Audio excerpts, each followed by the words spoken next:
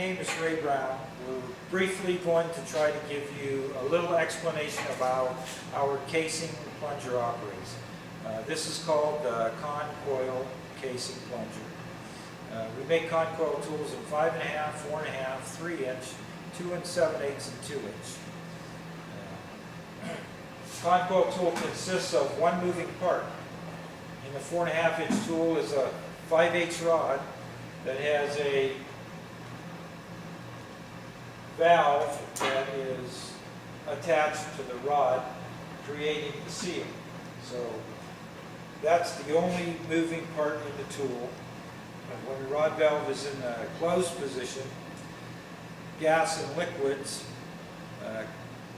from the formation begin to create a seal under the tool, and the tool begins to rise up the casing, bringing with it any liquids that are in the wellbore. Once the liquids are out of the wellbore, the well is now clean and allowing it to sell more gas. So that's the purpose of the ConCoyle casing plunger, is to remove fluid being the restriction that holds gas sales down. Once again, one moving part, the rod valve, either in the open position, that allows liquid and gas to enter the tool through these inlet ports and then exit the tool out the outlet ports on the top of the tool. Once the tool hits into the wellhead, once the tool falls to the bottom of the well, there's a stand in the well that's just above the top perforation. This is a stand that's placed in the bottom of the well. So once the tool falls down the production casing, lands upon the stand, the rod valve is now shifted from the open position to the closed position, and as gas pressure begins to build underneath the tool then begins to rise back to the surface. So we'll see if we can just, the tool has two cups, rubber cups, placed on the tool like this. Then there's a cap on the top.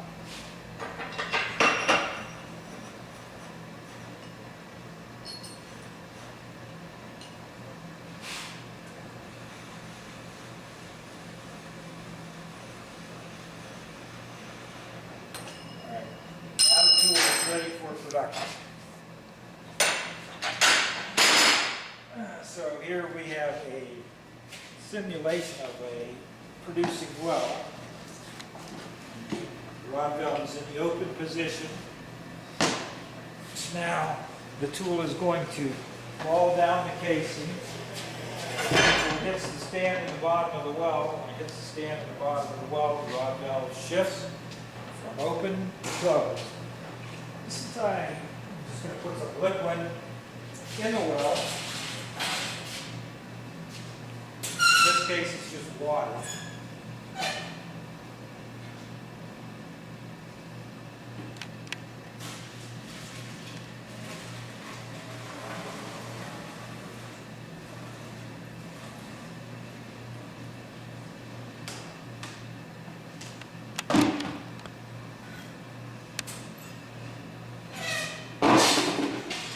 Then we're going to put a little bit of pressure underneath the tool, the same way as it would be pressure from formation. In this case, just air. It takes approximately 4 pounds of formation pressure to make the tool move. So I'm going to open the valve to allow a little bit of pressure to come in, and as you can see, the tool is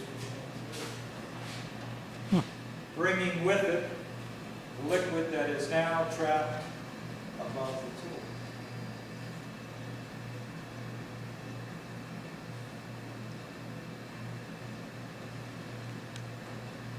As the volume of casing underneath the tool becomes larger, the tool will make bigger jumps. In this case, we only have a couple of feet of volume, but each time you can see that the column of fluid is actually just rising.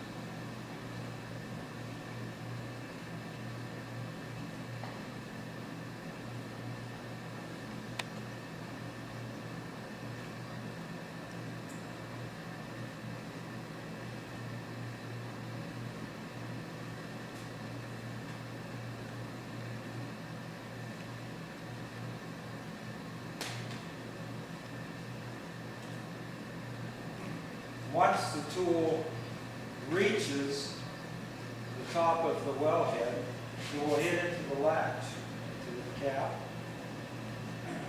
All of the liquid that's being produced is now coming through this little outlet port. Once the tool hits into the cap, the rod valve is open, and the tool falls back to the bottom of the well.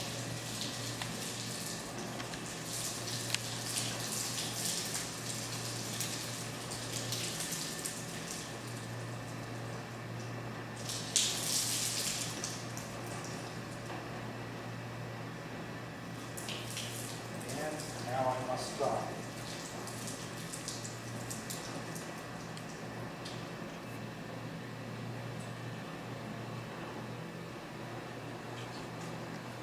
Again, as the tool continues traveling up the casing, it will hit into the cap.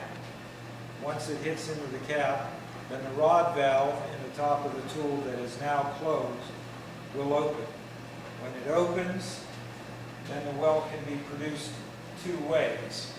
There is a latch here that will hold the tool in the wellhead, or the latch can be pinned back out of the way so that the tool will just come up, open the rod valve, travel back to the bottom, and the cycle is repeated again. So you can run it automatically, or you can operate it manually. The reason for that, again, the tool is designed to remove fluid, fluid being the restriction that holds gas cells down. If there is no fluid in a well, there's no point in running the tool. So some wells make a lot of fluid, others make not as much. Hence, we give you the option of running it one of those two ways.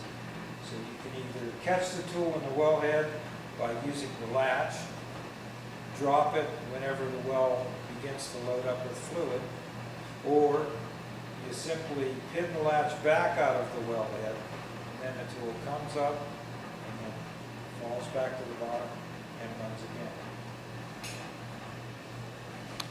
Your outlet has a restrictor in it? Yeah, there is a safety choke that is built into the ConCoyle wellhead. In this particular case, it's a 3/8 hole. So all of the fluid and the gas that comes through that restricting hole into the sales line.